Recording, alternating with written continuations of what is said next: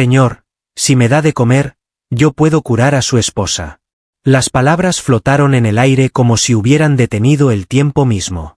El murmullo elegante del restaurante pareció congelarse, las copas de cristal dejaron de tintinear, y hasta el suave jazz que emanaba de los parlantes invisibles pareció bajar su volumen ante la magnitud de aquella declaración imposible. Antes de continuar con esta historia que prometo cambiará tu forma de ver el mundo, te pido que te suscribas a este canal y actives las notificaciones. Aquí compartimos historias reales y conmovedoras que merecen ser escuchadas. Historias que nos recuerdan que los milagros existen cuando menos los esperamos. Ahora sí, continuemos. El restaurante L'Étoile era conocido en toda la ciudad como el templo de la opulencia gastronómica. Sus paredes estaban revestidas de terciopelo Borgoña importado de Francia, las mesas lucían manteles de lino egipcio bordados a mano, y cada pieza de cubertería había sido forjada en plata italiana por artesanos que llevaban generaciones perfeccionando su oficio. Los candelabros de cristal de Murano derramaban una luz dorada y cálida sobre los comensales, personas cuyas fortunas combinadas podrían haber alimentado a países enteros durante años. En la mesa más apartada, junto al ventanal que ofrecía una vista privilegiada de los jardines iluminados del establecimiento, estaba sentado Ricardo Mendoza Castellanos. Con 62 años recién cumplidos, Ricardo era el tipo de hombre que las revistas de negocios ponían en sus portadas cuando querían hablar de éxito implacable. Había construido un imperio financiero desde cero, o al menos eso es lo que él contaba en las entrevistas, omitiendo convenientemente las herencias familiares que le habían dado su primer impulso. Su traje era Armani, confeccionado a medida en Milán durante su último viaje de negocios. Su reloj Patek Philippe brillaba discretamente en su muñeca, un recordatorio silencioso de que el tiempo para él era simplemente otro recurso que podía comprar. Pero esa noche, Ricardo no estaba pensando en negocios ni en sus inversiones multimillonarias. Sus ojos estaban fijos en la mujer que tenía frente a él, la única persona en el mundo que había logrado traspasar los muros de granito que él había construido alrededor de su corazón. Valentina había sido la mujer más hermosa que Ricardo había conocido cuando se casaron hace 34 años. Su cabello negro azabache caía en cascadas sobre sus hombros, sus ojos verdes brillaban con una inteligencia aguda y una bondad que parecía inagotable, y su risa era el sonido más musical que Ricardo había escuchado jamás. Ella era profesora de literatura cuando se conocieron, y él, un joven ambicioso que apenas comenzaba a escalar la montaña del éxito financiero. Valentina le había enseñado a leer poesía, a apreciar el silencio de las tardes de domingo, a encontrar belleza en cosas que no tenían precio de mercado. Pero ahora, sentada en su silla de ruedas personalizada que había costado más que el salario anual de muchas familias, Valentina era apenas un eco de aquella mujer vibrante. La enfermedad había llegado como un ladrón silencioso hace 18 meses, primero robándole la energía, luego la movilidad de sus piernas, después el color de sus mejillas, y finalmente, poco a poco, la luz de sus ojos. Los médicos más prestigiosos del mundo habían sido consultados. Ricardo había gastado millones en tratamientos experimentales, había volado especialistas desde Suiza, Alemania y Japón. Había prometido donar alas enteras de hospitales si alguien, cualquier persona, podía darle una respuesta, una cura, una esperanza. Pero la ciencia había agotado sus opciones. El veredicto final había llegado hace apenas 3 semanas. Enfermedad degenerativa del sistema nervioso central, variante extremadamente rara, pronóstico terminal. 6 meses, quizás menos. Por eso habían venido esta noche a L'Étoile. No era una celebración, sino una despedida disfrazada de cena romántica. Ricardo quería darle a Valentina una última noche perfecta, una noche donde pudieran pretender que todo estaba bien, que tenían todo el tiempo del mundo, que la muerte no estaba sentada en una silla invisible en la esquina de la mesa, esperando pacientemente su turno. Valentina apenas había probado su consomé de langosta. El plato principal, un filete de res Kobe con reducción de vino tinto y trufas negras, permanecía casi intacto frente a ella. Cada bocado le costaba un esfuerzo monumental, pero ella sonreía, fingía disfrutar, porque sabía cuánto significaba esta noche para Ricardo, cuánto le dolía el verla desvanecerse día tras día sin poder hacer absolutamente nada para detenerlo. Y entonces, de la nada, Apareció ella. La niña no tendría más de 8 años, aunque su cuerpo delgado y pequeño podría haberla hecho pasar por una de 6. Su vestido era de un color que alguna vez había sido azul celeste, pero que ahora lucía desteñido y gastado por incontables lavadas en ríos fríos. Tenía un pequeño desgarro en el dobladillo, remendado torpemente con hilo de un color que no combinaba. Sus zapatos, si es que podían llamarse así, eran sandalias de plástico deformadas por el uso, demasiado grandes para sus pies pequeños. Pero lo que más llamaba la atención era su rostro. Tenía la piel morena tostada por el sol de muchas jornadas al aire libre, mejillas hundidas que revelaban demasiadas comidas salteadas, y unos ojos negros enormes que parecían contener toda la sabiduría y el dolor del mundo. No eran los ojos de una niña. Eran los ojos de alguien que había visto cosas que ningún niño debería ver, que había enfrentado realidades que habrían quebrado a adultos más fuertes. Entre sus manos pequeñas y agrietadas, sostenía un plato vacío. No era un plato del restaurante, sino uno de plástico barato, desportillado en los bordes, que ella cargaba como si fuera su posesión más preciada. Los meseros, vestidos con uniformes impecables, se habían quedado momentáneamente paralizados por la aparición de esta intrusa en su templo de exclusividad.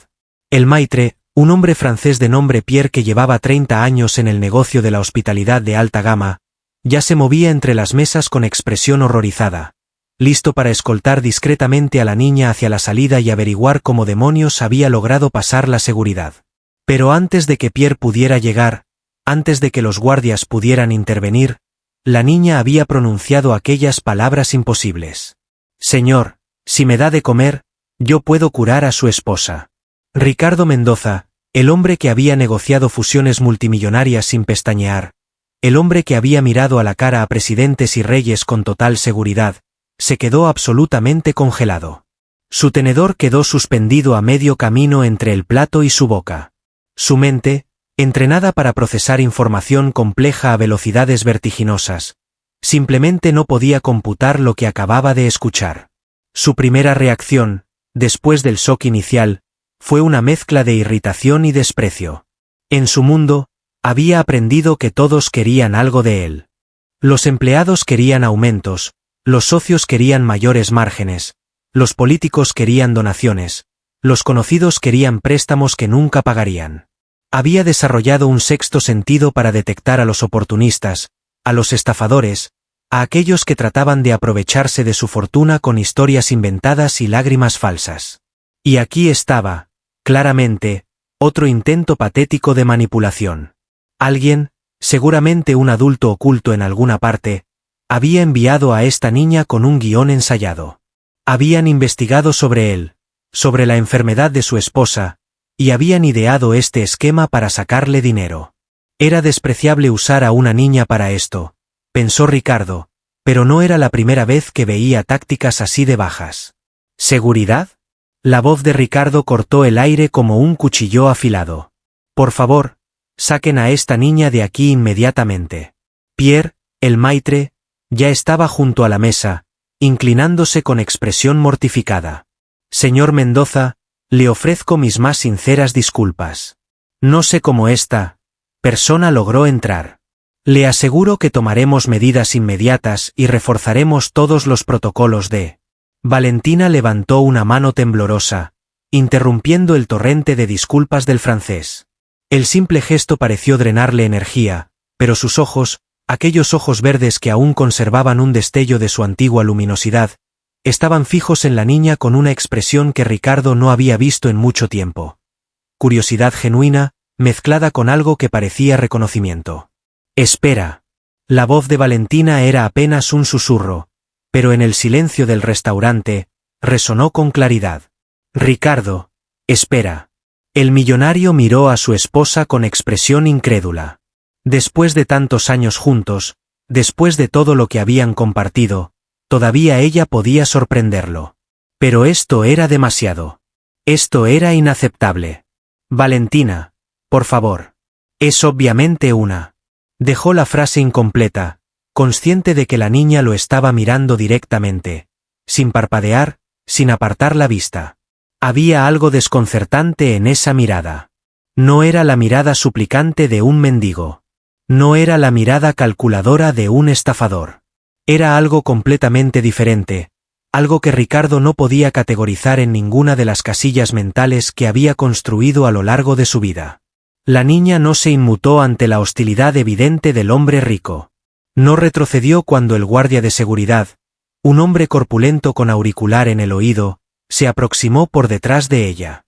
Simplemente permaneció quieta, sosteniendo su plato vacío, mirando alternativamente a Ricardo y a Valentina con una calma que no correspondía a alguien de su edad ni de su situación. ¿Cómo te llamas? La pregunta vino de Valentina, formulada con la gentileza que siempre la había caracterizado, incluso ahora que la enfermedad la consumía desde adentro. Ricardo suspiró con exasperación, pero no interrumpió. Conocía esa expresión en el rostro de su esposa. Era la misma expresión que tenía cuando adoptaba perros callejeros, cuando donaba dinero a causas que él consideraba perdidas, cuando insistía en conocer las historias de los trabajadores domésticos en lugar de tratarlos como simples empleados. Me llamo Esperanza, señora. Por supuesto, pensó Ricardo con cinismo. Por supuesto que se llamaba Esperanza. Era demasiado perfecto para ser coincidencia. Quien había orquestado este espectáculo tenía un sentido del drama bastante desarrollado. Esperanza. Valentina repitió el nombre como saboreándolo. Es un nombre hermoso. Me lo puso mi abuela antes de morir.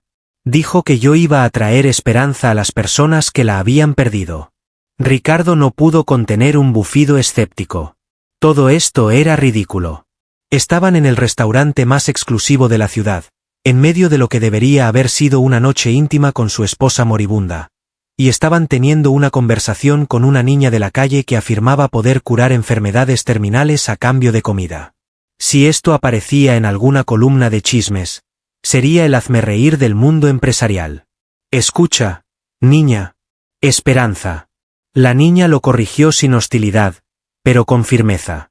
Mi nombre es Esperanza, señor. Ricardo apretó los dientes.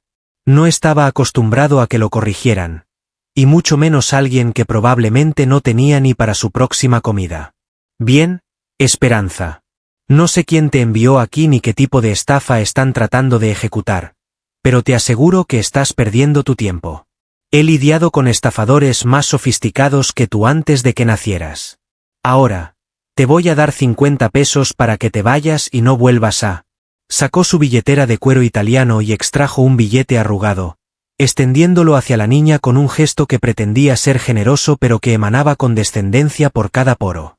Esperanza miró el billete, luego miró a Ricardo, y negó lentamente con la cabeza. No quiero su dinero, señor. Quiero comida. Ricardo casi ríe ante la ironía. Una mendiga que rechazaba dinero. Era una nueva variante de la estafa, sin duda. No quieres dinero. Repitió las palabras lentamente, como si probara su sabor. Pero quieres comida. Niña, con este dinero podrías comprar comida para una semana. Esperanza inclinó la cabeza ligeramente, y por un momento, su expresión pareció casi compasiva, como si ella fuera la adulta y Ricardo el niño que no entendía algo obvio. No cualquier comida. Comida compartida. Comida que usted me dé de su mesa. Así funciona. ¿Así funciona qué? El don. Esperanza pronunció las palabras con una naturalidad absoluta, como si estuviera explicando que el cielo es azul o que el agua moja. Mi abuela también lo tenía. Ella curaba a las personas en nuestro pueblo. Pero solo funcionaba cuando alguien compartía algo con ella primero. Un acto de bondad. Así se abre el camino. Ricardo miró alrededor del restaurante buscando cámaras ocultas. Esto tenía que ser una broma elaborada. Quizás alguno de sus enemigos en los negocios había orquestado todo esto para humillarlo públicamente. Pero los otros comensales parecían genuinamente incómodos con la escena, apartando la mirada, murmurando entre ellos.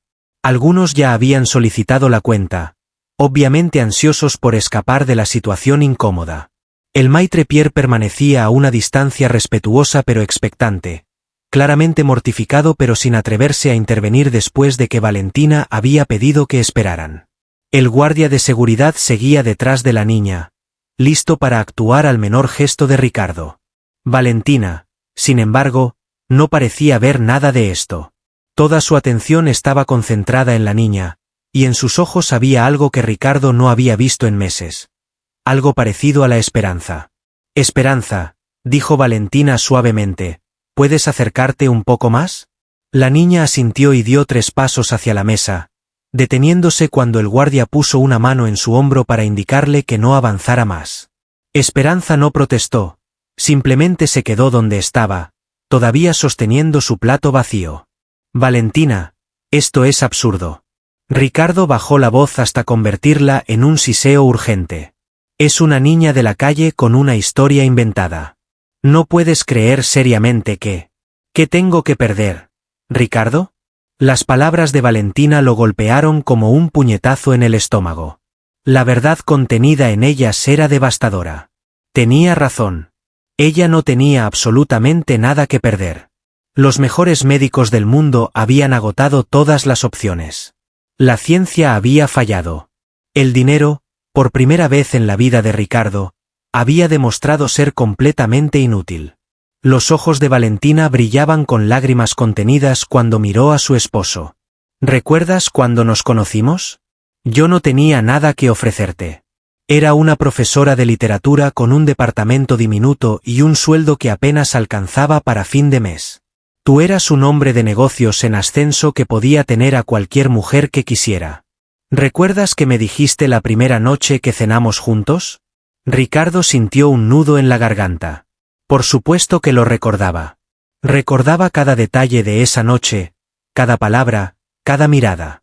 Te dije que la verdadera riqueza no se mide en cuentas bancarias. Valentina asintió lentamente.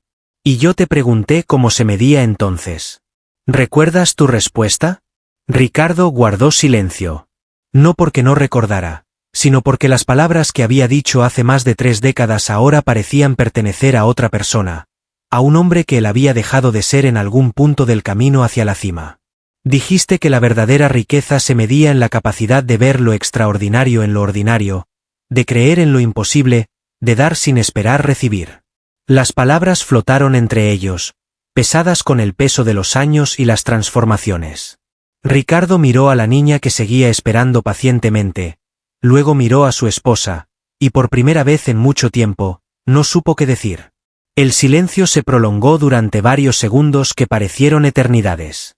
Los sonidos del restaurante parecían amortiguados, lejanos, como si la mesa estuviera envuelta en una burbuja invisible que la separaba del resto del mundo. Finalmente, Ricardo exhaló un suspiro largo y profundo. Esto es una locura. La vida es una locura, respondió Valentina con una sonrisa débil pero genuina. ¿No te lo he dicho siempre? Ricardo miró a la niña una vez más.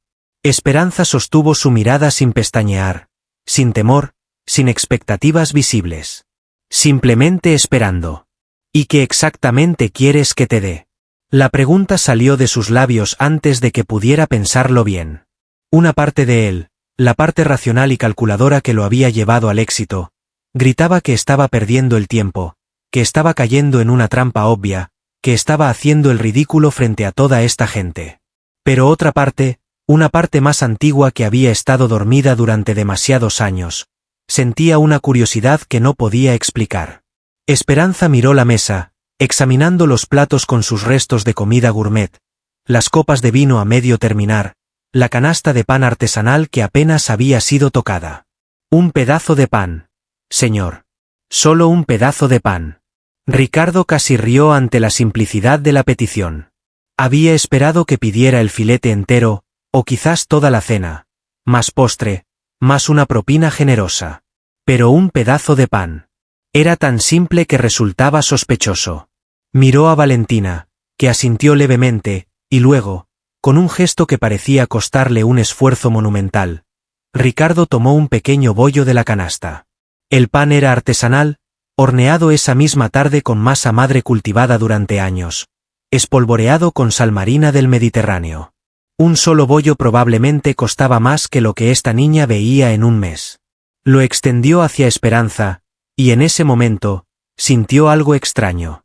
Una especie de electricidad en el aire, una tensión que no tenía explicación lógica. Los vellos de sus brazos se erizaron bajo la camisa de seda egipcia. Esperanza tomó el pan con ambas manos, sosteniéndolo como si fuera un objeto sagrado. Lo colocó con cuidado en su plato vacío, y luego, para sorpresa de todos, no se lo comió inmediatamente. En lugar de eso, cerró los ojos y murmuró algo en un idioma que Ricardo no reconoció. No era español, ni inglés, ni ninguna de las lenguas europeas que había escuchado en sus viajes de negocios. Sonaba antiguo. Sonaba como algo que venía de muy lejos, de un tiempo antes de las corporaciones y los contratos, antes de las bolsas de valores y los fondos de inversión, antes incluso de los restaurantes elegantes y los trajes de diseñador. Cuando Esperanza abrió los ojos, caminó directamente hacia Valentina, esquivando la mano del guardia que intentó detenerla con una agilidad que no parecía propia de su cuerpo desnutrido. Ricardo se levantó de su silla instintivamente, listo para proteger a su esposa de cualquier amenaza. Pero algo en la expresión de Valentina lo detuvo. Ella no tenía miedo. Tenía los ojos muy abiertos, brillantes, fijos en la niña que se aproximaba como si estuviera viendo algo que nadie más podía ver. Esperanza se detuvo junto a la silla de ruedas de Valentina.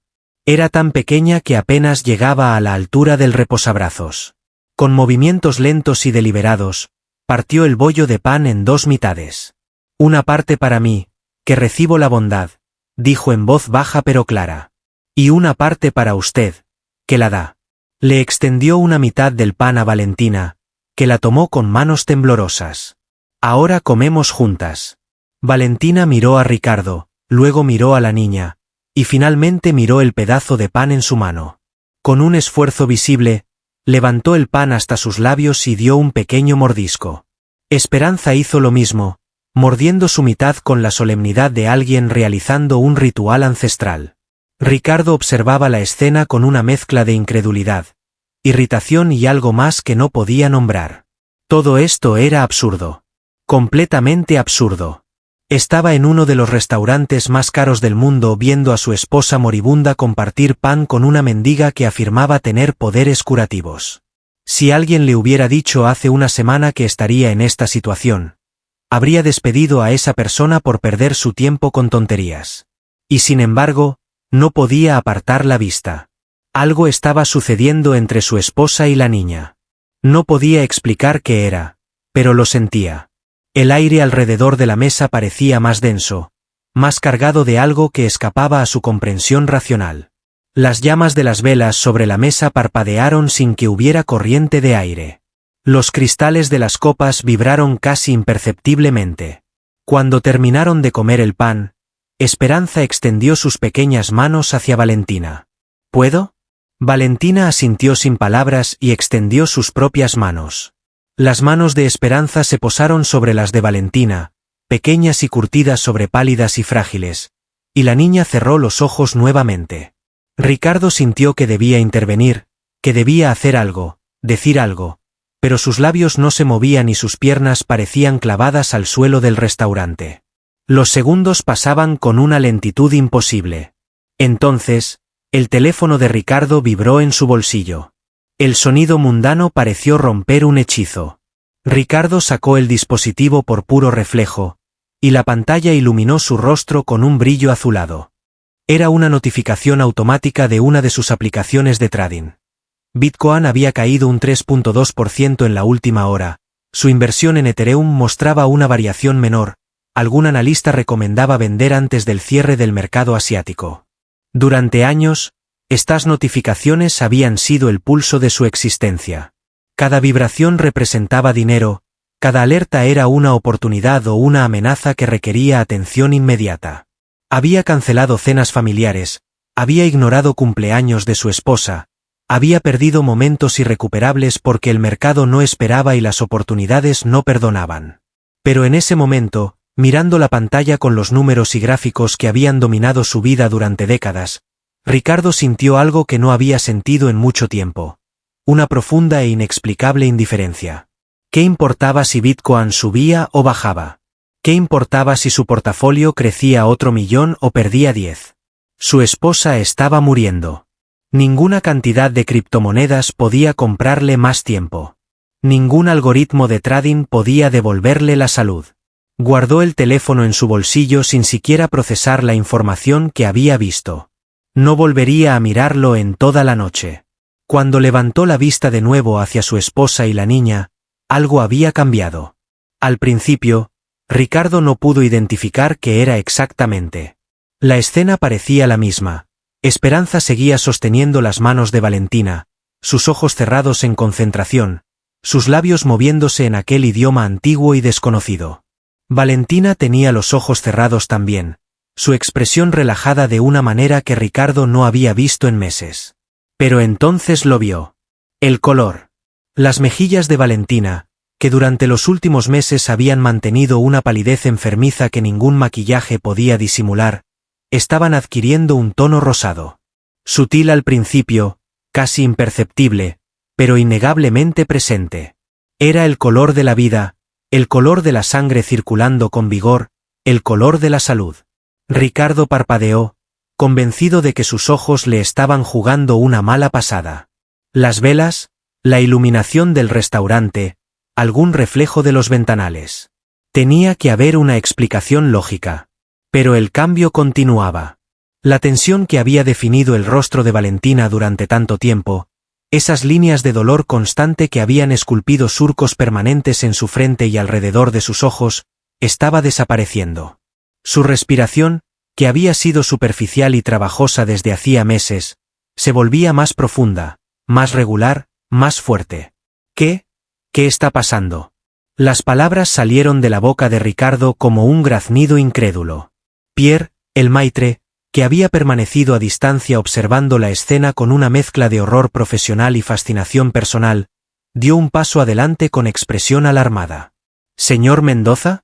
¿Necesita que llamemos a un médico?» Pero Ricardo no escuchó la pregunta. Toda su atención estaba concentrada en su esposa, que ahora estaba abriendo los ojos. Los ojos de Valentina. Ricardo los conocía mejor que nadie en el mundo. Había mirado esos ojos en su noche de bodas, brillantes de amor y promesas. Los había visto llorar de alegría cuando nació su hijo, de tristeza cuando ese hijo eligió vivir en otro continente. Los había visto apagarse poco a poco durante los últimos meses, perdiendo ese brillo característico que los hacía tan especiales. Pero ahora, esos ojos lo miraban con una claridad que no había visto en mucho tiempo. Era como si alguien hubiera limpiado un cristal empañado, revelando la luz que había estado oculta detrás. Ricardo.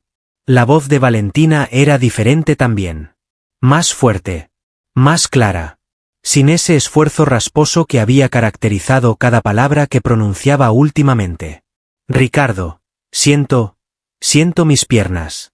El mundo se detuvo. Ricardo miró hacia abajo, hacia las piernas de su esposa que habían permanecido inmóviles durante tantos meses, dependiendo de la silla de ruedas para cualquier desplazamiento. Los dedos de los pies de Valentina, visibles en sus elegantes zapatos de tacón bajo que había insistido en usar para esta cena especial, se estaban moviendo.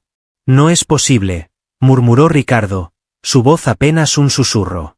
Los médicos dijeron, el daño nervioso era irreversible, no hay manera de que. Esperanza soltó las manos de Valentina y retrocedió un paso. La niña parecía agotada, como si hubiera corrido una maratón. Gotas de sudor perlaban su frente, y su piel, ya naturalmente morena, tenía ahora un tono grisáceo que preocupaba. Pero sonreía. «El don no miente, señor». La voz de Esperanza era apenas audible, débil por el esfuerzo. «La bondad abre puertas que el dinero no puede comprar». Y entonces, ante los ojos atónitos de Ricardo, de Pierre, del guardia de seguridad, de los pocos comensales que todavía quedaban en el restaurante observando con expresiones de incredulidad absoluta, Valentina hizo algo que no había podido hacer en más de un año. Se levantó de su silla de ruedas. Sus movimientos eran vacilantes al principio, como los de un bebé aprendiendo a caminar. Sus piernas temblaban, desacostumbradas al peso que tenían que soportar. Pero se levantó. Se sostuvo sobre sus propios pies. Dio un paso. Luego otro. Ricardo se lanzó hacia adelante instintivamente, listo para atraparla si caía, pero Valentina no cayó. Sus piernas se fortalecían con cada segundo que pasaba, como si músculos dormidos estuvieran despertando después de un largo sueño. Las lágrimas comenzaron a caer por el rostro de Ricardo sin que él se diera cuenta. Eran las primeras lágrimas que derramaba desde el funeral de su padre, hace más de 20 años. Había olvidado cómo se sentía llorar. Valentina dio otro paso hacia él, y luego otro, y de pronto estaba en sus brazos, sosteniéndose contra su pecho con una fuerza que él había pensado que nunca volvería a sentir. «Ricardo», susurró ella contra su cuello. «Puedo sentirlo todo. El dolor se ha ido. Se ha ido». Ricardo la abrazó con una ferocidad que contenía todo el miedo, toda la desesperación, toda la impotencia que había sentido durante los últimos 18 meses. La abrazó como si tuviera miedo de que fuera a desvanecerse si la soltaba, como si este momento fuera un sueño del que despertaría en cualquier momento. Pero no era un sueño. Sobre el hombro de su esposa, Ricardo vio a la niña. Esperanza estaba apoyada contra el respaldo de una silla vacía, claramente exhausta, pero sus ojos oscuros brillaban con una satisfacción tranquila. En su mano todavía sostenía el plato de plástico desportillado, ahora con solo unas migajas del pan que habían compartido. Ricardo se separó de Valentina solo lo suficiente para mirar a la niña. ¿Cómo? ¿Qué? Las palabras se le atragantaban. El gran negociador, el hombre conocido por su elocuencia en las salas de juntas y su capacidad para convencer a cualquiera de cualquier cosa, no podía formar una oración coherente. Esperanza simplemente se encogió de hombros, un gesto sorprendentemente infantil que recordaba que, a pesar de todo, seguía siendo solo una niña de 8 años. No sé explicarlo, señor. Solo sé que funciona. Mi abuela me enseñó que el don viene de muy lejos, de antes de que existieran las palabras para describirlo. Cuando alguien comparte conmigo, cuando me da algo sin esperar nada a cambio, algo se desbloquea. Puedo ver lo que está mal dentro de las personas. Puedo arreglarlo. No siempre. No todo. Pero a veces. ¿Y qué pasa contigo? La pregunta vino de Valentina, que ahora estaba de pie por sí misma, aunque todavía se apoyaba ligeramente en Ricardo. ¿Qué te cuesta usar este don? Esperanza bajó la mirada hacia el suelo del restaurante, con sus baldosas de mármol italiano pulidas hasta brillar como espejos. Me cansa mucho. Necesito comer después, dormir mucho. A veces me enfermo yo. Mi abuela decía que cada curación toma un poco de quien la da. Pero no importa. Ustedes necesitaban ayuda. Yo podía dársela. La simplicidad de sus palabras era desarmante. Esta niña, que claramente no tenía nada, que vivía en las calles, que dependía de la caridad de extraños para sobrevivir, estaba dispuesta a dar parte de su propia salud para ayudar a completos desconocidos. Ricardo miró alrededor del restaurante, viendo todo con ojos nuevos. Los manteles de lino, los cubiertos de plata, los candelabros de cristal, las botellas de vino que costaban más que lo que la mayoría de las familias gastaban en comida durante un mes. Todo este lujo, toda esta opulencia. Y había estado dispuesto a echar a patadas a una niña hambrienta que solo pedía un pedazo de pan. La vergüenza lo golpeó como una ola gigante, amenazando con ahogarlo. Él, Ricardo Mendoza Castellanos, el gran filántropo que donaba millones a fundaciones benéficas para obtener deducciones fiscales y buena prensa. El hombre que se consideraba a sí mismo generoso porque dejaba propinas del 20%, había tratado a esta niña con desprecio y condescendencia. Le había ofrecido 50 pesos para que se fuera. Le había ofrecido dinero como si eso pudiera reemplazar la humanidad más básica. Y ella, en respuesta, le había dado algo que ninguna cantidad de dinero podía comprar. Le había devuelto a su esposa. Ricardo soltó a Valentina suavemente, asegurándose de que pudiera sostenerse sola, y caminó hacia Esperanza. La niña lo miró acercarse sin temor, aunque el cansancio era evidente en cada línea de su pequeño cuerpo. Se arrodilló frente a ella, poniéndose a su altura. Era un gesto que Ricardo Mendoza Castellanos no había hecho ante nadie en décadas. Los hombres de su posición no se arrodillaban. Eran los demás quienes se arrodillaban ante ellos. Pero en ese momento, arrodillarse era lo único apropiado. Perdóname. Las palabras salieron de su boca antes de que pudiera pensarlas. Por favor, perdóname. Te traté como si fueras basura, y tú. Esperanza inclinó la cabeza ligeramente. Usted no sabía, señor. Nadie nunca sabe. Eso no es excusa. No, reconoció la niña con una honestidad desconcertante. No lo es. Pero es lo que es. La mayoría de las personas ricas me miran como usted me miró al principio. Como si yo fuera un problema que hay que eliminar, no una persona que necesita ayuda. Estoy acostumbrada. Esas palabras, pronunciadas sin amargura, sin resentimiento, solo con la aceptación resignada de alguien que había aprendido a no esperar nada bueno del mundo, fueron más devastadoras que cualquier acusación que pudiera haberle hecho. Ricardo pensó en su propia infancia. Había crecido con privilegios. Sí, pero también con amor. Había tenido padres que lo cuidaban, profesores que lo educaban, oportunidades que lo formaban. Cada necesidad había sido satisfecha, cada capricho concedido. Nunca había conocido el hambre real, el frío penetrante de dormir en la calle, la incertidumbre de no saber de dónde vendría la próxima comida. Y aquí estaba esta niña, que había experimentado todo eso y más, y aún así tenía la capacidad de dar, de curar, de perdonar.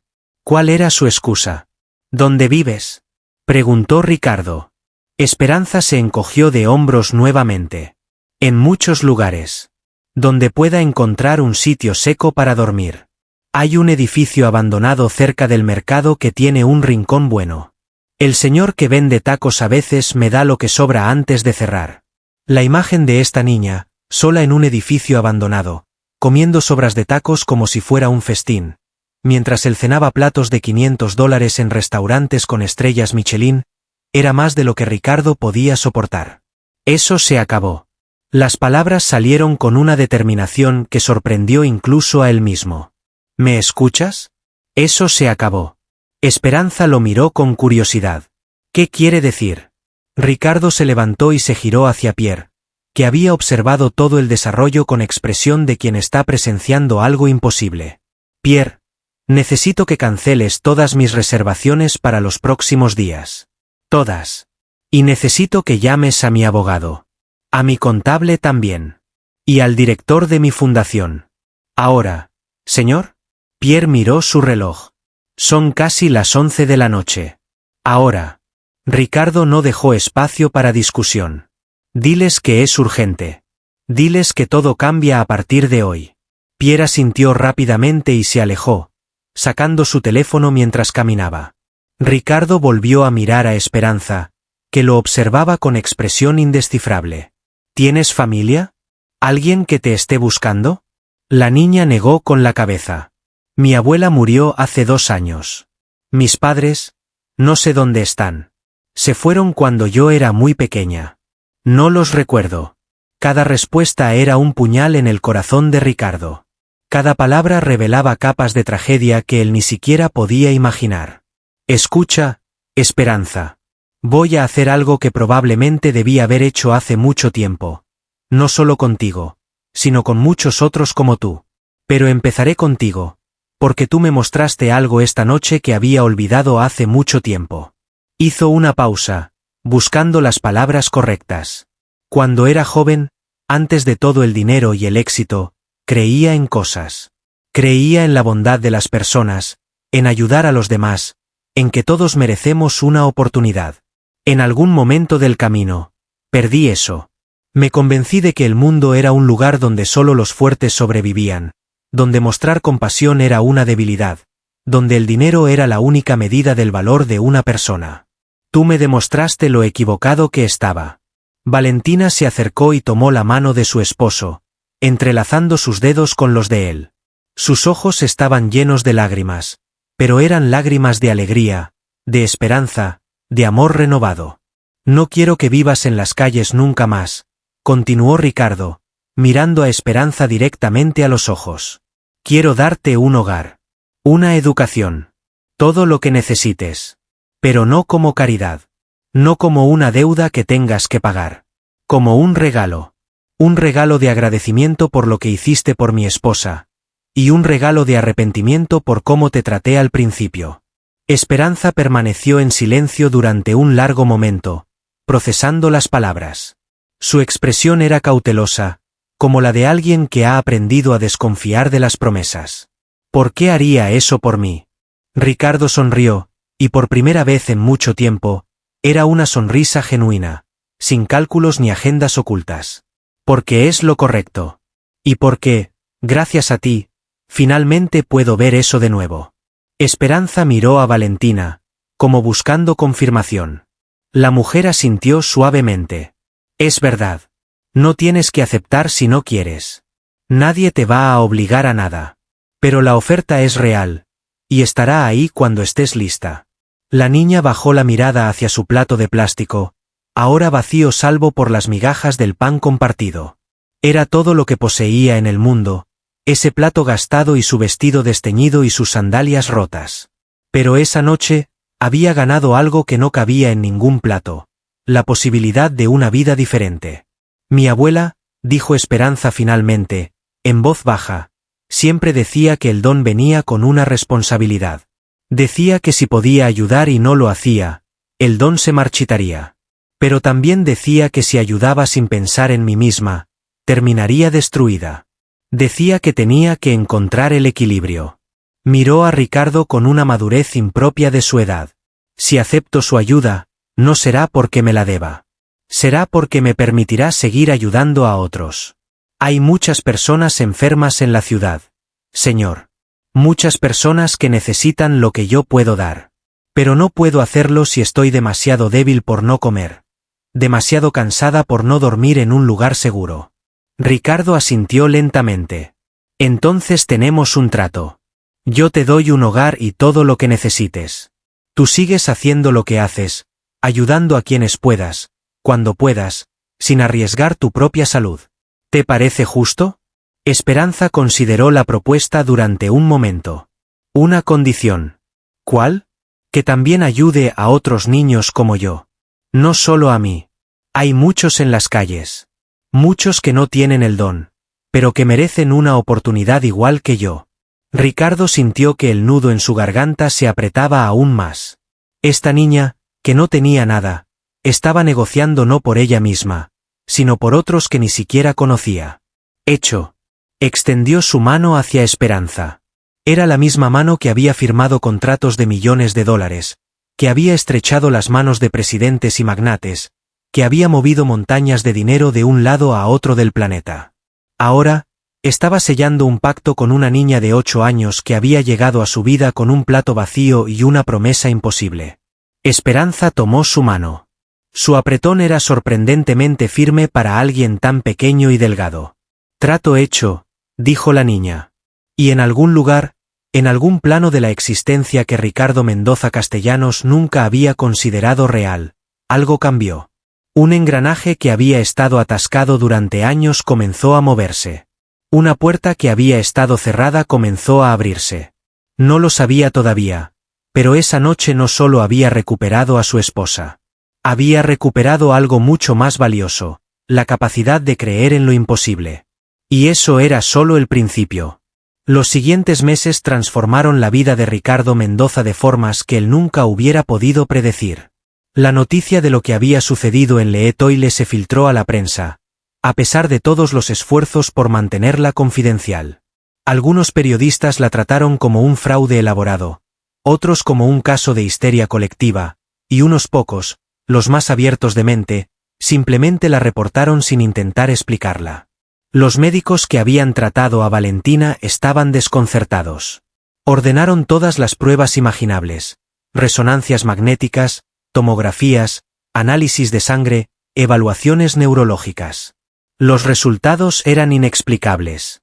El daño que habían documentado durante meses, el deterioro que habían declarado irreversible, simplemente había desaparecido. Los tejidos estaban regenerados, los nervios funcionaban perfectamente, cada indicador biológico mostraba una salud que no debería ser posible. Algunos de los médicos se negaron a aceptar lo que veían, insistiendo en que debía haber habido un error en el diagnóstico original. Otros, más humildes, simplemente admitieron que había cosas que la ciencia todavía no podía explicar. Ricardo no intentó convencer a nadie. No le importaba lo que los demás creyeran. Él había visto a su esposa levantarse de su silla de ruedas. Él había sentido el cambio en el aire cuando Esperanza tomó las manos de Valentina. Él había sido testigo de algo que trascendía todas sus categorías mentales, y eso era suficiente para él. Lo que sí le importaba era cumplir su promesa. Esperanza fue adoptada formalmente 6 meses después de aquella noche en el restaurante.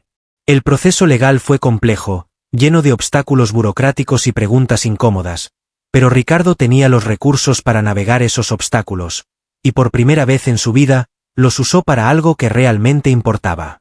La niña se adaptó a su nueva vida con una resiliencia que asombraba a todos. No estaba impresionada por la mansión ni por los autos de lujo ni por la ropa de diseñador que Valentina insistía en comprarle. Lo que más la emocionaba era la biblioteca, una habitación enorme llena de libros que Ricardo había acumulado a lo largo de los años como inversión y decoración, pero que rara vez había leído. Esperanza devoraba los libros con un hambre que rivalizaba con su hambre de comida. Leía de todo: novelas, historia, ciencia, filosofía.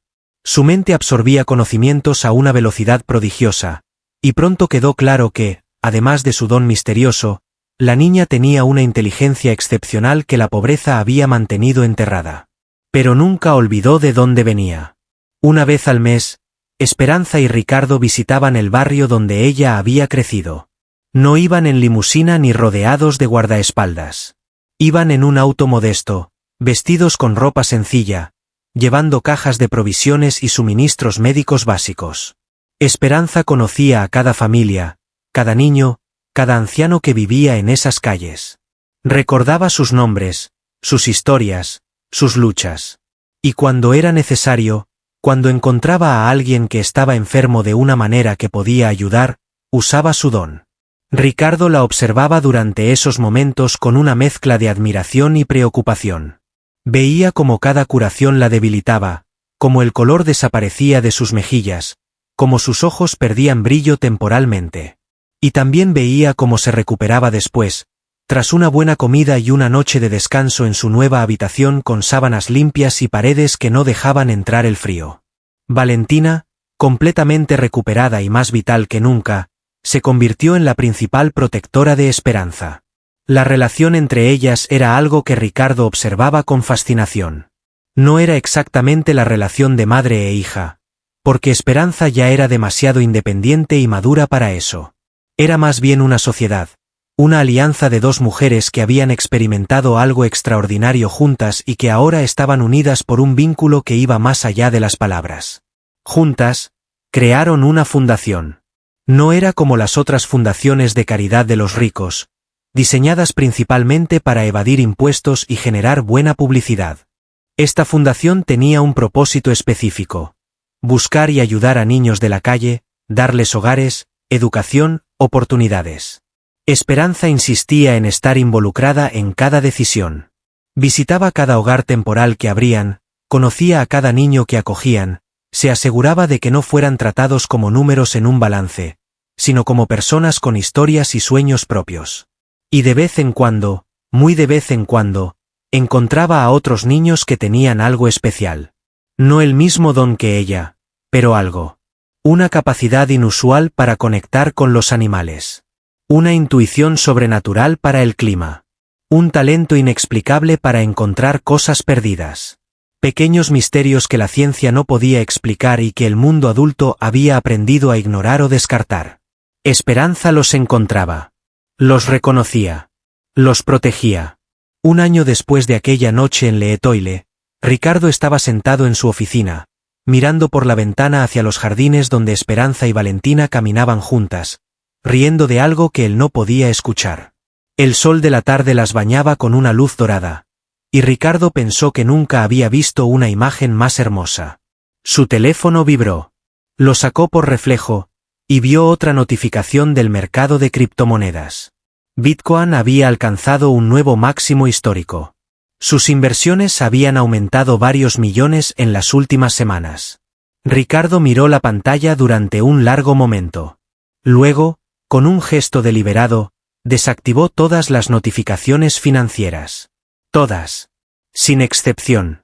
Guardó el teléfono en el cajón de su escritorio y salió al jardín a unirse a su esposa y su hija. Tenía cosas más importantes que hacer que mirar números subir y bajar en una pantalla. La verdadera riqueza, había aprendido finalmente, no se medía en cuentas bancarias ni en portafolios de inversión. Se medía en momentos como este. En risas compartidas, en amor dado sin esperar nada a cambio, en la simple y extraordinaria oportunidad de estar vivo y rodeado de personas que importaban.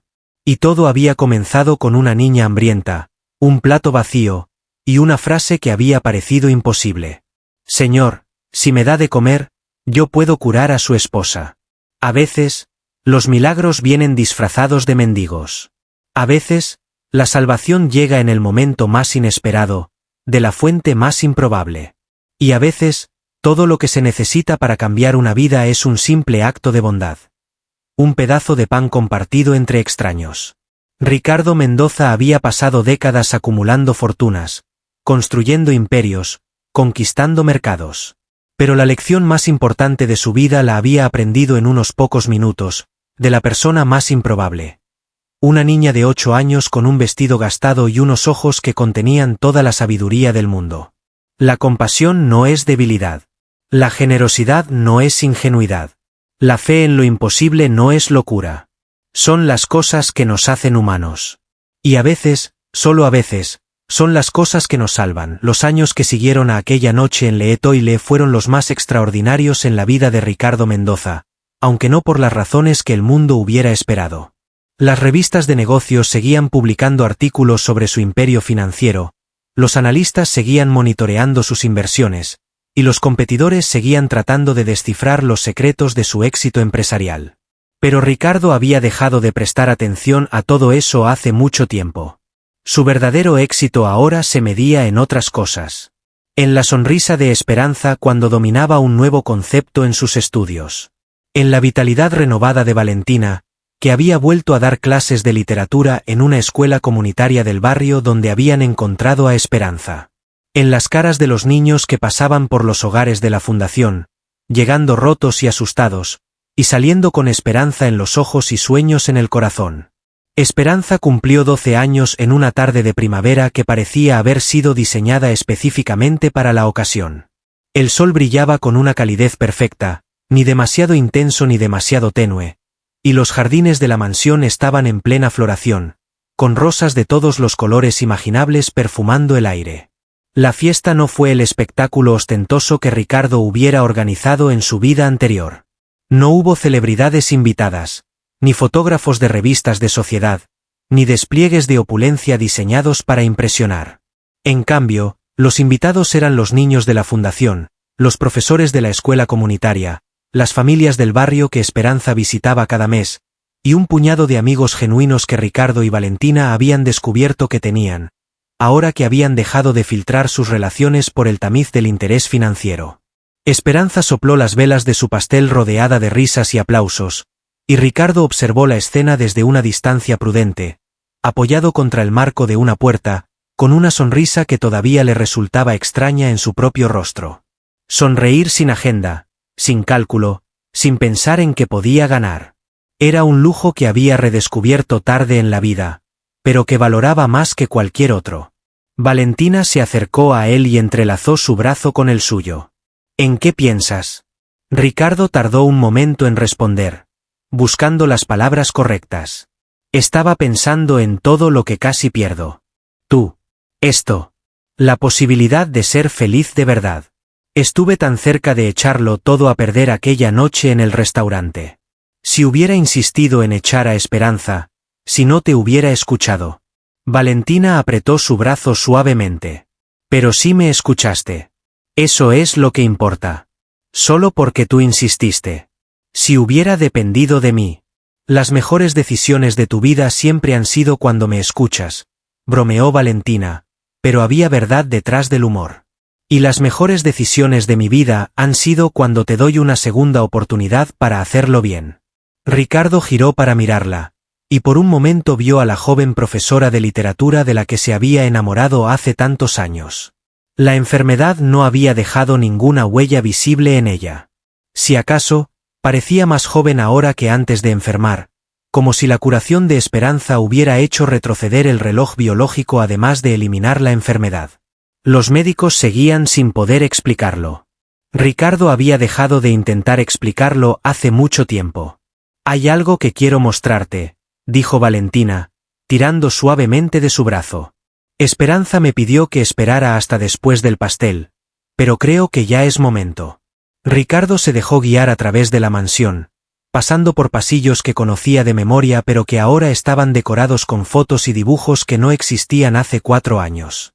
Fotos de Esperanza creciendo, de viajes familiares, de momentos capturados que contaban la historia de una familia que se había formado de la manera más improbable. Dibujos hechos por los niños de la fundación, algunos torpes, otros sorprendentemente talentosos, todos exhibidos con el mismo orgullo que si fueran obras maestras de museos. Llegaron a una puerta que Ricardo reconoció como la entrada a una habitación que había sido su oficina secundaria, un espacio que raramente usaba y que había cedido a Esperanza hace un año cuando ella pidió un lugar para un proyecto personal. Valentina abrió la puerta, y Ricardo se quedó sin palabras. La habitación había sido transformada completamente. Las paredes estaban cubiertas de mapas, fotografías, recortes de periódicos y notas escritas a mano. Había hilos de colores conectando diferentes puntos, creando una red compleja que parecía sacada de una película de detectives. En el centro de la habitación había una mesa grande cubierta de carpetas, cada una etiquetada con nombres y fechas. Ricardo se acercó y leyó algunas de las etiquetas. María, 7 años, Guadalajara, tumor cerebral, curada 2019. Pedro, 45 años, Ciudad de México, parálisis, curado 2020. Elena, 62 años, Monterrey, enfermedad autoinmune, curada 2021. Había docenas de carpetas. Quizás más de 100. ¿Qué es todo esto?, preguntó Ricardo, aunque una parte de él ya lo sabía. Valentina se acercó a una pared donde había un mapa de todo el país, salpicado de alfileres de diferentes colores. Esperanza ha estado documentando todo desde que llegó a vivir con nosotros. Cada persona que ha ayudado, cada curación que ha realizado. Pero no solo eso. Señaló una sección del mapa donde se concentraban alfileres de un color diferente. También ha estado rastreando algo más. Otros como ella. Ricardo sintió un escalofrío recorrer su espalda. ¿Otros niños con el don? Valentina asintió. No muchos. Y no todos tienen el mismo tipo de habilidad. Algunos pueden curar, como Esperanza, pero de maneras diferentes. Otros tienen capacidades completamente distintas. Pero todos comparten algo en común. Son niños que nadie ve. Niños de la calle, huérfanos, abandonados. Niños que el mundo ha decidido ignorar. Ricardo se acercó al mapa, examinando los alfileres con nueva comprensión. ¿Cuántos ha encontrado? Hasta ahora, 19. Esperanza cree que hay más, muchos más, pero son difíciles de localizar. Sus dones los hacen sospechosos, diferentes. La mayoría aprende a esconderse, a pretender ser normales para evitar problemas. La magnitud de lo que estaba viendo golpeó a Ricardo con fuerza. Durante años, él había creído que Esperanza era única, un milagro irrepetible que había llegado a su vida por algún capricho del destino. Pero no era única. Era parte de algo más grande, algo que él ni siquiera había comenzado a comprender. ¿Por qué no me lo había dicho? Quería estar segura primero. Quería tener pruebas, documentación, algo concreto antes de presentártelo. Ya conoces cómo eres. Necesitas datos, evidencia, algo que puedas analizar. Era cierto. Incluso después de todo lo que había vivido, Ricardo seguía siendo, en el fondo, un hombre de números y hechos. La fe ciega no era su fuerte, aunque había aprendido a dejar espacio para lo inexplicable. ¿Hay algo más?, continuó Valentina, guiándolo hacia una esquina de la habitación donde había una pizarra cubierta con una tela. Esto es lo que Esperanza quería mostrarte hoy, en su cumpleaños. Dice que es su regalo para ti. ¿Su regalo para mí? Pero es su cumpleaños. Valentina sonrió con esa sonrisa que Ricardo conocía tan bien, la que decía que ella sabía algo que él todavía no entendía. Ya sabes cómo es Esperanza. Levantó la tela que cubría la pizarra, y Ricardo vio un diagrama complejo, lleno de fechas, nombres y conexiones. En el centro, había una palabra escrita en letras grandes: origen. ¿Qué significa esto? La voz vino desde la puerta. Ricardo se giró y vio a Esperanza de pie en el umbral, todavía con restos de glaseado de pastel en la comisura de los labios. Pero su expresión era seria, más adulta de lo que cualquier niña de 12 años debería parecer. Significa que finalmente encontré las respuestas que estaba buscando. Esperanza entró en la habitación y cerró la puerta detrás de ella. Se movía con una seguridad que contrastaba con su estatura todavía pequeña, aunque había crecido considerablemente en los últimos años. Ya no era la niña famélica con vestido gastado que había aparecido en l'Étoile. Era una joven estudiante brillante, bien alimentada y bien cuidada, con ropa limpia y ojos que ya no llevaban el peso del hambre constante. Pero esos ojos seguían siendo los mismos. Esos ojos que parecían ver más de lo que deberían, que contenían una sabiduría que no correspondía a su edad. Mi abuela me contaba historias cuando era pequeña, comenzó Esperanza, acercándose al diagrama. Historias que yo creía que eran solo eso. Historias. Cuentos para entretener a una niña y ayudarla a dormir. Pero ahora sé que eran mucho más. Se detuvo frente a la pizarra y señaló un punto en la parte superior del diagrama. Hace más de 500 años, cuando los conquistadores llegaron a estas tierras, trajeron con ellos enfermedades que devastaron a los pueblos originarios. Viruela, sarampión, tifus. Millones murieron en pocas décadas. Fue una catástrofe sin precedentes. Ricardo asintió. Conocía la historia, al menos la versión que enseñaban en las escuelas y los libros. Pero lo que los libros no cuentan, continuó Esperanza, es lo que hicieron algunos de los sobrevivientes. Los curanderos, los chamanes, los que tenían conexiones con fuerzas que la ciencia europea no podía comprender. Vieron a su gente morir a su alrededor y se sintieron impotentes. Sus remedios tradicionales no funcionaban contra las enfermedades nuevas. Sus rituales ancestrales parecían haber perdido su poder. Su voz se volvió más suave, más reverente. Entonces, según las historias de mi abuela, 7 de los curanderos más poderosos se reunieron. Venían de diferentes pueblos, diferentes tradiciones, diferentes regiones. Eran enemigos en algunos casos, rivales en otros. Pero la desesperación los unió. Realizaron un ritual que duró 7 días y 7 noches. Un ritual que les costó la vida a todos ellos. Esperanza hizo una pausa, y cuando habló de nuevo, su voz era apenas un susurro. Pero antes de morir, crearon algo.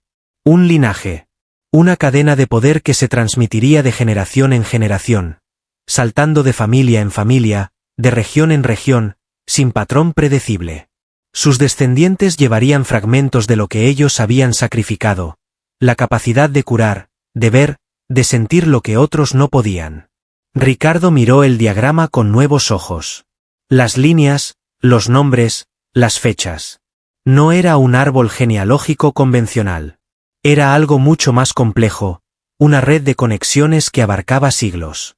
¿Y tú eres parte de esa cadena? Esperanza asintió. Mi abuela lo era. Y su madre antes que ella. Pero el don no pasa directamente de padres a hijos. A veces salta generaciones.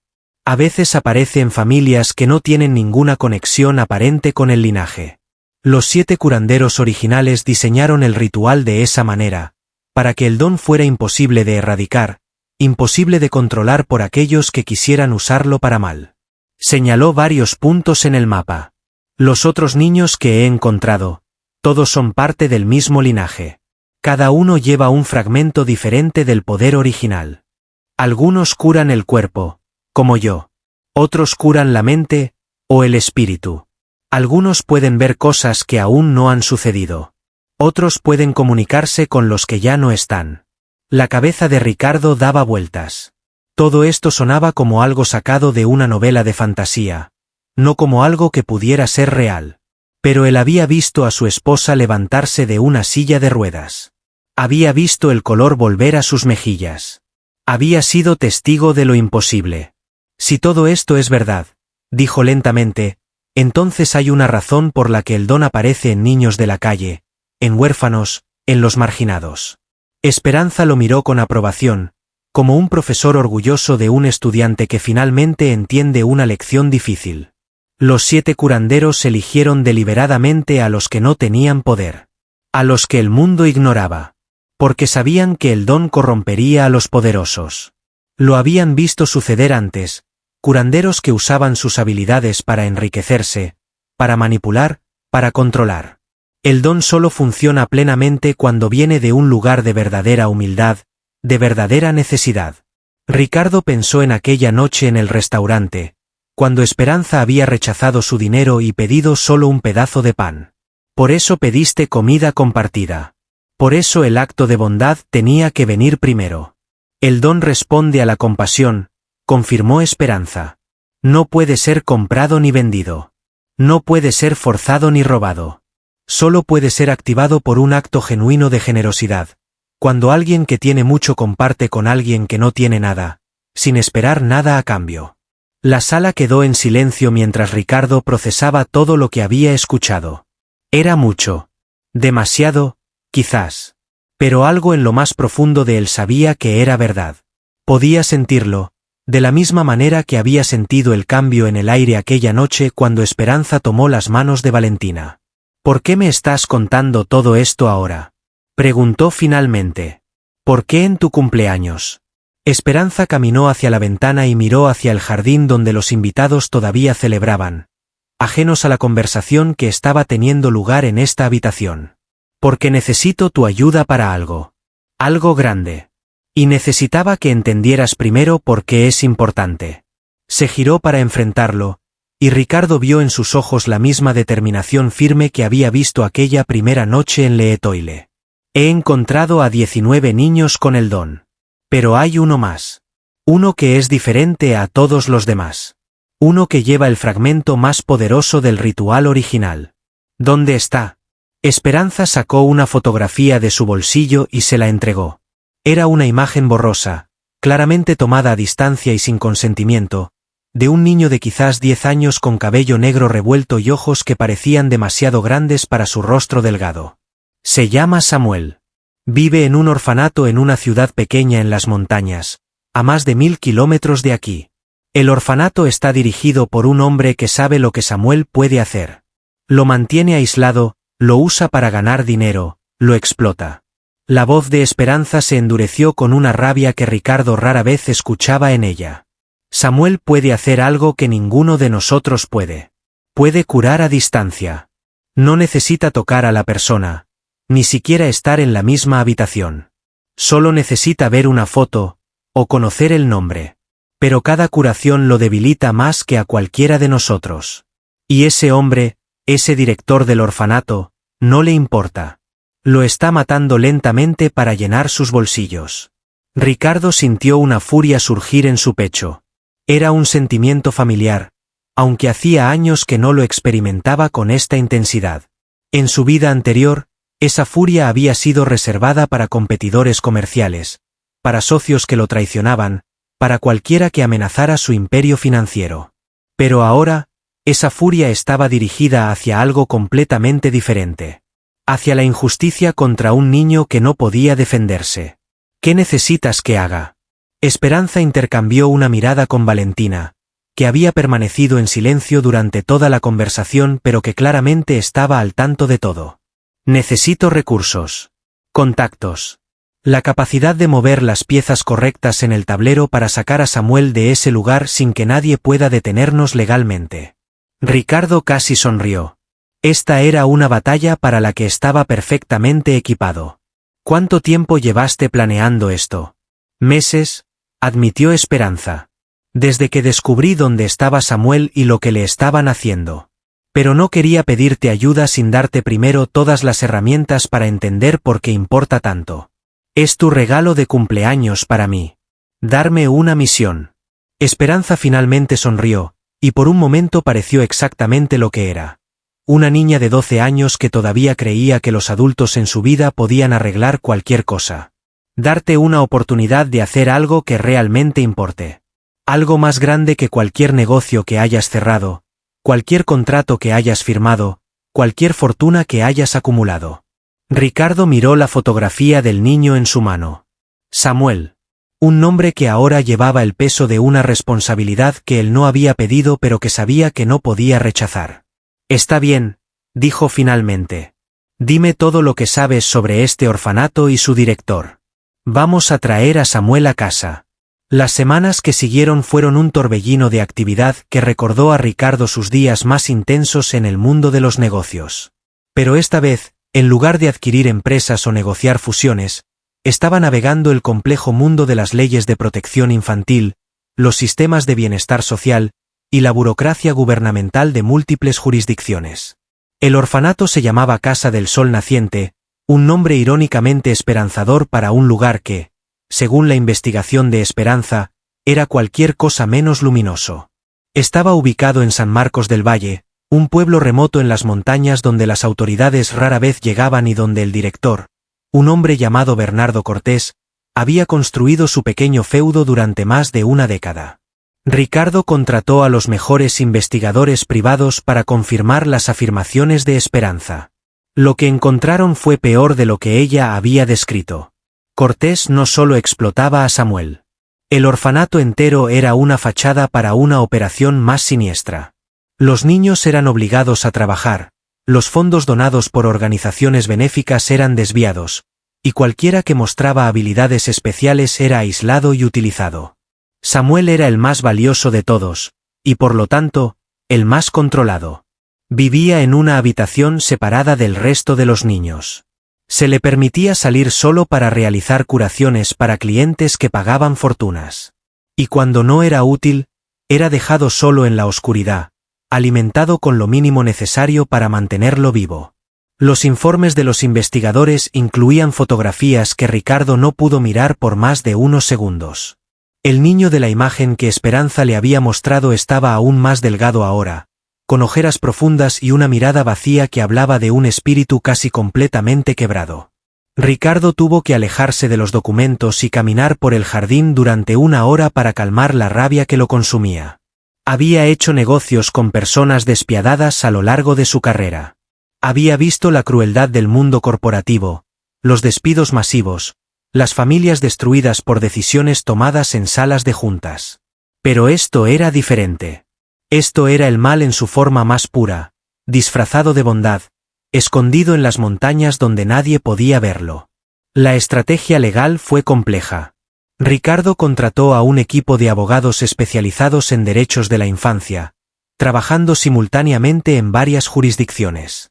Presentaron denuncias ante las autoridades estatales, federales e internacionales. Coordinaron con organizaciones de protección infantil que tenían experiencia en casos similares. Pero sabían que la burocracia era lenta, y que Cortés tenía conexiones en el gobierno local que podrían retrasar o incluso bloquear cualquier intervención oficial. Necesitaban un plan alternativo. Fue Valentina quien propuso la solución que nadie más había considerado. Tenemos que ir nosotros mismos. La sugerencia cayó como una bomba en la mesa de la sala de conferencias donde Ricardo había reunido a su equipo legal y de investigación. Señora Mendoza, con todo respeto, intervino el abogado principal, un hombre canoso llamado licenciado Fuentes. Eso sería extremadamente peligroso y potencialmente ilegal. Si intentan sacar a un niño de una institución sin los permisos apropiados. No estoy hablando de sacarlo ilegalmente, interrumpió Valentina con una calma que contrastaba con la tensión de la sala. Estoy hablando de ir como donantes interesados. Ricardo es uno de los filántropos más conocidos del país. Si solicita una visita a un orfanato para considerar una donación significativa, ningún director va a negarse. Los abogados intercambiaron miradas incómodas. Y una vez dentro. ¿Qué? Una vez dentro, continuó Valentina. Documentamos todo lo que podamos. Hablamos con los niños si es posible. Y lo más importante, establecemos contacto directo con Samuel. ¿Para qué? Esperanza, que había estado sentada en silencio en una esquina de la sala, se levantó y caminó hacia la mesa. Para que sepa que no está solo. Para que sepa que alguien viene por él. Para darle algo que probablemente no ha tenido en mucho tiempo. Esperanza. La palabra quedó flotando en el aire, cargada de significado. Ricardo miró a su esposa, luego a su hija adoptiva, y finalmente a los abogados que esperaban su decisión. Preparen los papeles para una visita oficial. Contacten al orfanato y soliciten una cita para la próxima semana. Iremos como la familia Mendoza, interesados en conocer las instalaciones para una posible donación mayor. Señor Mendoza, comenzó el licenciado Fuentes. Mientras tanto, continuó Ricardo ignorando la interrupción, quiero que la denuncia federal esté lista para presentarse 24 horas después de nuestra visita. Con todo lo que hemos documentado hasta ahora, más lo que podamos obtener durante la visita, deberían tener suficiente para una intervención de emergencia. ¿Y si algo sale mal durante la visita? Ricardo miró al abogado con una expresión que recordaba sus días más despiadados en los negocios. Entonces me aseguraré de que Bernardo Cortés sepa exactamente con quién se está metiendo. Y créame, licenciado, hay cosas peores que las demandas legales cuando tienes los recursos que yo tengo. El viaje a San Marcos del Valle tomó casi un día entero. Primero un vuelo a la capital del estado, luego un trayecto de 5 horas por carreteras serpenteantes que subían y bajaban por montañas cubiertas de niebla. El pueblo apareció finalmente como una colección de casas de colores deslavados agrupadas alrededor de una plaza central dominada por una iglesia colonial. Casa del Sol Naciente estaba en las afueras del pueblo, un edificio grande y descuidado que alguna vez había sido una hacienda. La pintura se descascaraba de las paredes, y el jardín frontal mostraba señales de abandono mal disimuladas por algunos arbustos recién plantados, claramente preparados para la visita de los donantes potenciales. Bernardo Cortés los recibió en la entrada con una sonrisa amplia y falsa que no llegaba a sus ojos. Era un hombre corpulento de unos 50 años, con cabello grasiento peinado hacia atrás y manos que se movían constantemente, como si no pudieran quedarse quietas. Señor y señora Mendoza, qué honor tan grande recibirlos en nuestra humilde institución. Su voz era empalagosa, diseñada para inspirar confianza pero logrando exactamente el efecto contrario en Ricardo. Y esta debe ser su hija. ¡Qué jovencita tan encantadora! Esperanza no respondió a la sonrisa de Cortés. Simplemente lo miró con esos ojos oscuros que parecían ver más de lo que debían. Y Ricardo notó que el director se removía incómodo bajo esa mirada. El tour que siguió fue una coreografía ensayada. Cortés los llevó por las áreas más presentables del orfanato, mostrándoles dormitorios limpios donde niños en ropa nueva posaban con sonrisas forzadas, un comedor con mesas preparadas con comida que claramente había sido dispuesta para la ocasión, y un patio de juegos con equipamiento que todavía tenía etiquetas de precio visibles. Todo era falso. Ricardo podía verlo. Valentina podía verlo. Y Esperanza, con su percepción extraordinaria, podía sentirlo. Debajo de la fachada cuidadosamente preparada, había miedo. Los niños sonreían, pero sus ojos estaban vacíos. Los cuidadores eran amables, pero sus movimientos eran rígidos, controlados. El edificio olía a limpiador industrial, pero debajo de ese olor había algo más, algo rancio y descuidado. Me gustaría ver todas las instalaciones, dijo Ricardo con tono casual pero firme, incluyendo las áreas que normalmente no muestran a los visitantes. Cortés titubeó por primera vez desde que habían llegado. Me temo que algunas áreas están en renovación. Por la seguridad de los niños, no sería apropiado. Señor Cortés, interrumpió Ricardo, adoptando la voz que había usado durante décadas para intimidar a oponentes en negociaciones de alto nivel. Estoy considerando una donación de 5 millones de pesos para esta institución. Creo que tengo derecho a ver exactamente cómo se utilizará ese dinero. La mención de la cifra tuvo el efecto esperado. Los ojos de Cortés se iluminaron con codicia mal disimulada. Por supuesto.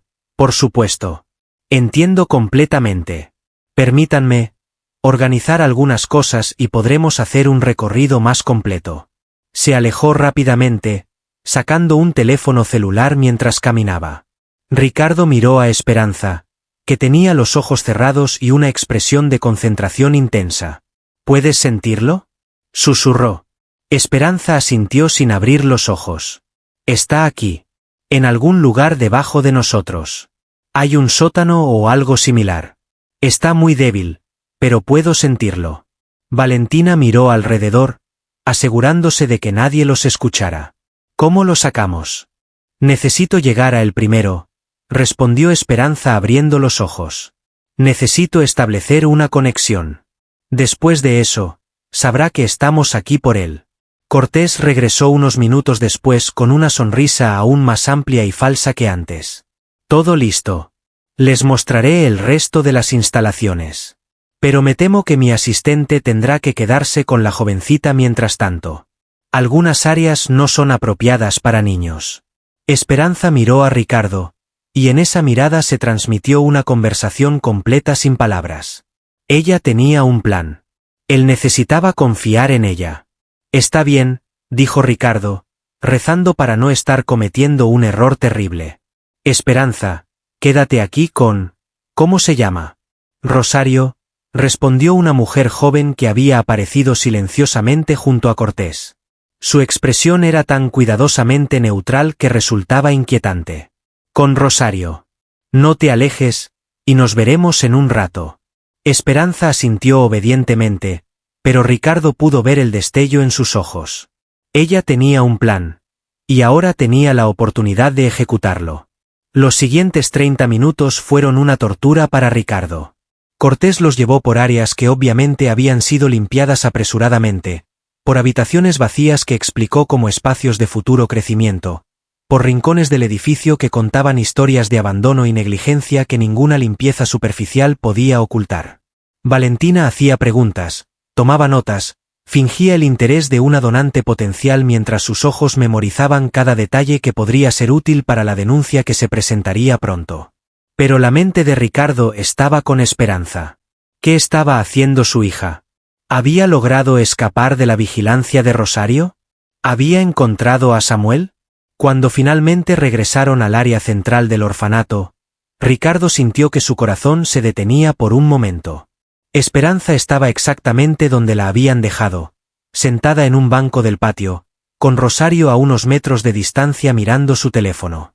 Parecía tranquila, inocente, exactamente como debía parecer. Pero cuando sus ojos se encontraron con los de Ricardo, él supo que algo había cambiado. Ella había encontrado a Samuel. El viaje de regreso fue silencioso hasta que estuvieron a una distancia segura del pueblo.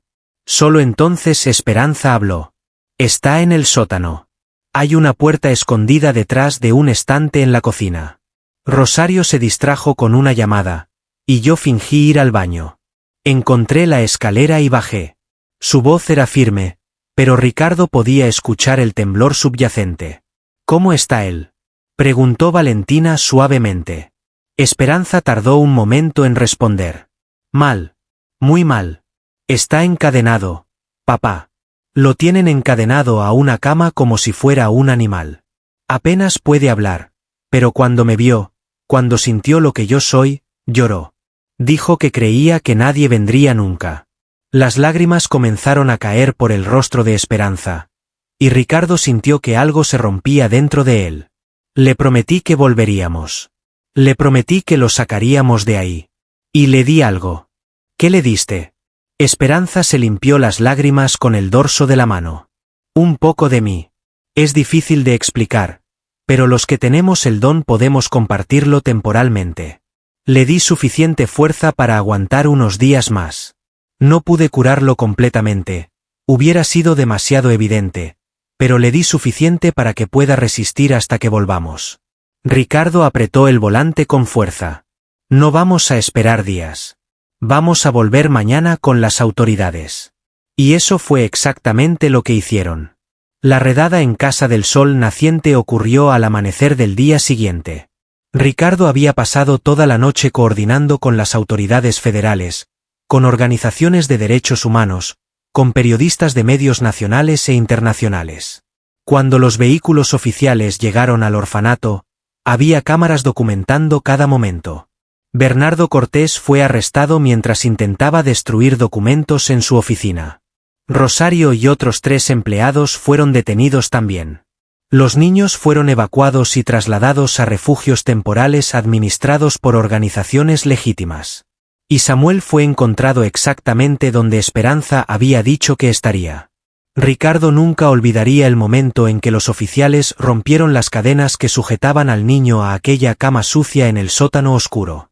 Samuel era más pequeño de lo que parecía en las fotos, tan delgado que podían contarse cada una de sus costillas, con marcas en las muñecas y los tobillos que contaban historias de años de cautiverio. Pero cuando vio a Esperanza entre la multitud de oficiales y trabajadores sociales, su rostro se transformó. Una sonrisa débil, vacilante, pero real, apareció en sus labios agrietados. «Viniste», susurró con voz apenas audible. «Prometiste que vendrías, y viniste». Esperanza se arrodilló junto a él y tomó su mano con la misma gentileza con la que había tomado las manos de Valentina años atrás. «Por supuesto que vine. Somos familia, Samuel. Quizás no de sangre, pero de algo más importante. Y la familia nunca abandona a los suyos». Los meses que siguieron fueron difíciles pero transformadores. Samuel fue adoptado legalmente por los Mendoza, convirtiéndose en el hermano de Esperanza no solo en espíritu sino también en papel. Su recuperación fue lenta, marcada por pesadillas, desconfianza y momentos de regresión que ponían a prueba la paciencia de todos. Pero poco a poco, día a día, el niño roto comenzó a reconstruirse. Esperanza fue su guía en este proceso. Ella entendía el don que él llevaba de una manera que nadie más podía. Le enseñó a controlarlo, a protegerse, a no dar más de lo que podía permitirse dar. Le enseñó que el don era una responsabilidad, pero también un privilegio, y que ambas cosas debían mantenerse en equilibrio. Ricardo y Valentina proporcionaron la estructura, el amor incondicional, la seguridad que ninguno de los dos niños había conocido antes. La mansión que una vez había sido un símbolo de riqueza vacía se convirtió en un hogar verdadero, lleno de risas, de peleas entre hermanos, de comidas familiares donde todos compartían sus días y sus sueños. Y la fundación creció. Con la publicidad del caso de Casa del Sol naciente, las donaciones se multiplicaron. Otros ricos, inspirados o avergonzados por el ejemplo de Ricardo, comenzaron a contribuir. Se abrieron nuevos hogares en diferentes ciudades. Se contrataron profesionales dedicados a identificar y rescatar a niños en situaciones similares. Los otros niños con el don, los 19 que Esperanza había identificado, fueron localizados uno por uno. Algunos fueron adoptados por familias preparadas especialmente para ellos. Otros, los mayores o los que preferían mantener su independencia, recibieron apoyo y recursos mientras continuaban sus vidas. Todos fueron conectados entre sí, formando una red de apoyo mutuo que trascendía la geografía y las circunstancias. Era, en muchos sentidos, el cumplimiento de lo que los 7 curanderos originales habían soñado hace 5 siglos. Una comunidad de sanadores protegidos, apoyados, capaces de usar sus dones sin temor a la explotación. El día que Esperanza cumplió 18 años fue muy diferente a su cumpleaños número 12. La celebración fue más grande, con invitados de todo el país, incluyendo varios de los niños ahora adultos que ella había ayudado a rescatar a lo largo de los años. Pero el momento más significativo no ocurrió durante la fiesta. Ocurrió esa noche, cuando la casa finalmente quedó en silencio y Esperanza encontró a Ricardo sentado solo en el jardín, mirando las estrellas. ¿Puedo sentarme? Ricardo palmeó el espacio junto a él en la banca de piedra. Siempre. Esperanza se sentó y durante un largo momento simplemente compartieron el silencio, observando el cielo nocturno que se extendía sobre ellos como un manto infinito de posibilidades. Gracias, dijo finalmente Esperanza. Ricardo la miró con curiosidad. ¿Por qué? Por todo. Por escucharme aquella noche cuando todos los demás me hubieran echado. Por creer en algo imposible. Por darme una familia cuando no tenía ninguna. Por convertirte en el padre que nunca tuve. Las palabras aterrizaron en el corazón de Ricardo con una fuerza que lo dejó sin aliento. Había escuchado muchas cosas a lo largo de su vida.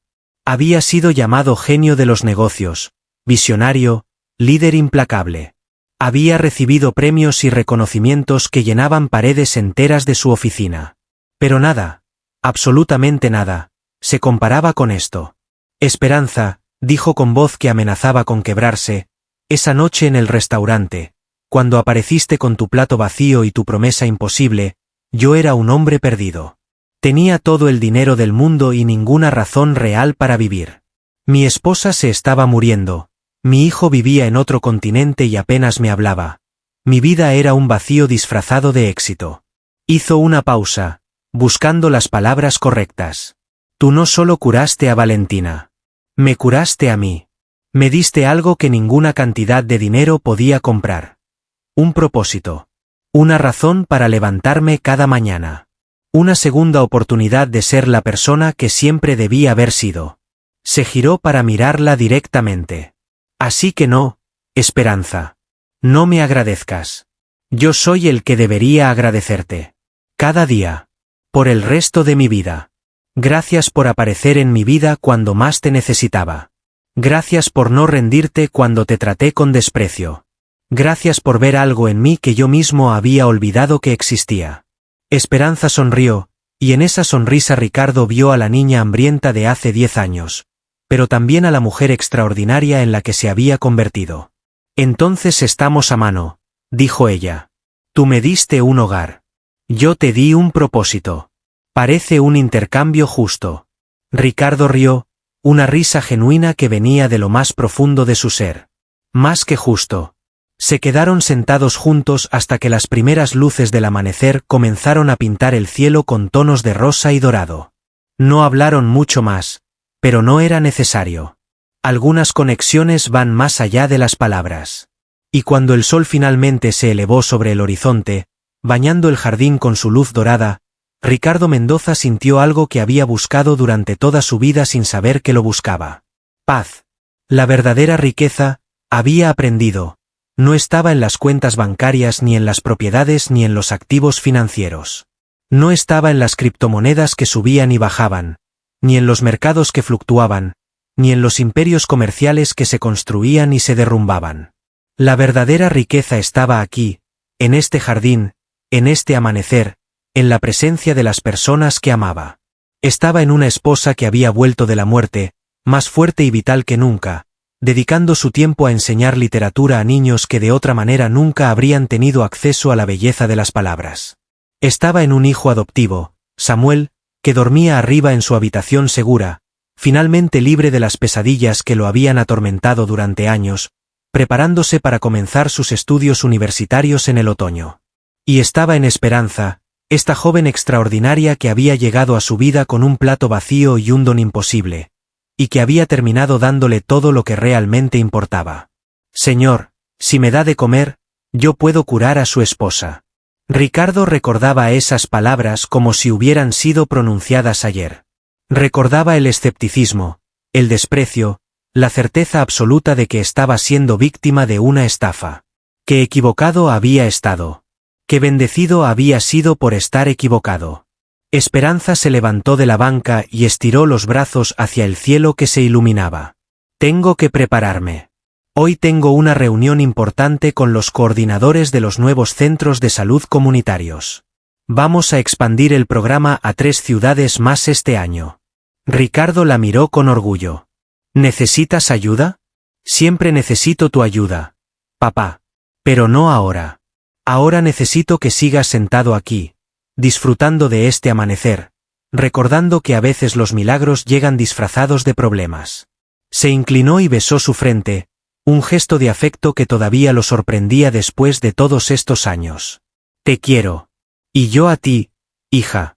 La observó alejarse hacia la casa, caminando con la seguridad de alguien que sabía exactamente quién era y qué estaba destinada a hacer. Esperanza Mendoza Castellanos, como se llamaba oficialmente ahora, había transformado su propio destino, y en el proceso, había transformado el destino de cientos de otros. Ricardo permaneció sentado mientras el sol continuaba su ascenso, pensando en todo lo que había cambiado y en todo lo que ahora era posible. En algún lugar de la ciudad, otros niños como Esperanza y Samuel vivían en las sombras, esperando que alguien los viera, que alguien creyera en ellos, que alguien les diera la oportunidad que merecían.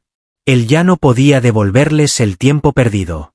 No podía borrar el sufrimiento que habían experimentado. Pero podía hacer algo mejor. Podía abrir puertas. Podía construir puentes. Podía usar cada recurso a su disposición para asegurar que ningún niño con un don extraordinario tuviera que mendigar para sobrevivir, tuviera que esconderse para estar seguro, tuviera que enfrentar el mundo completamente solo. Esa era su misión ahora. Su propósito. Su razón de existir. Y todo había comenzado con un simple pedazo de pan compartido en un restaurante elegante, entre un hombre que lo tenía todo y no tenía nada, y una niña que no tenía nada y lo tenía todo. La compasión había abierto una puerta que el dinero nunca podría haber abierto. La fe en lo imposible había creado posibilidades que la razón nunca habría considerado. Y el amor, ese amor extraño e inesperado que surge entre extraños que se convierten en familia, había transformado dos vidas rotas en algo hermoso, completo, significativo. Ricardo Mendoza Castellanos había pasado 60 años buscando el éxito. Lo había encontrado, o al menos la versión del éxito que el mundo reconocía.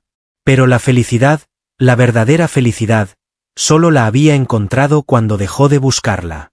Cuando dejó de medir su valor en números y comenzó a medirlo en momentos. Cuando dejó de acumular riqueza y comenzó a distribuir compasión. Cuando dejó de construir muros y comenzó a tender manos. El sol ya estaba completamente sobre el horizonte cuando Ricardo finalmente se levantó de la banca. Adentro, podía escuchar los sonidos de la casa despertando. Valentina preparando café, Samuel bajando las escaleras con ese ruido característico de sus pasos apresurados, Esperanza hablando por teléfono con su voz profesional pero cálida. Su familia. Su verdadera riqueza. Su milagro personal. Caminó hacia la casa con una sonrisa en el rostro, listo para otro día de una vida que nunca había planeado pero que no cambiaría por nada en el mundo. Y en algún lugar del universo, quizás en ese plano de existencia que Ricardo había aprendido a aceptar aunque no pudiera comprender, 7 curanderos que habían sacrificado todo hace 5 siglos observaban el resultado de su ritual ancestral. Habían plantado semillas de esperanza en la tierra más oscura. Y esas semillas habían florecido en algo más hermoso de lo que jamás podrían haber imaginado. La cadena continuaba. El don sobrevivía. Y en cada acto de compasión, en cada mano extendida hacia un extraño necesitado, en cada momento donde alguien elegía la bondad sobre la indiferencia, el espíritu de aquellos 7 curanderos seguía vivo. Porque al final, eso era lo que realmente importaba. No el poder de curar enfermedades del cuerpo, sino el poder de curar enfermedades del alma. Y eso, descubrió Ricardo Mendoza Castellanos, era un don que todos poseían. Solo necesitaban recordar cómo usarlo.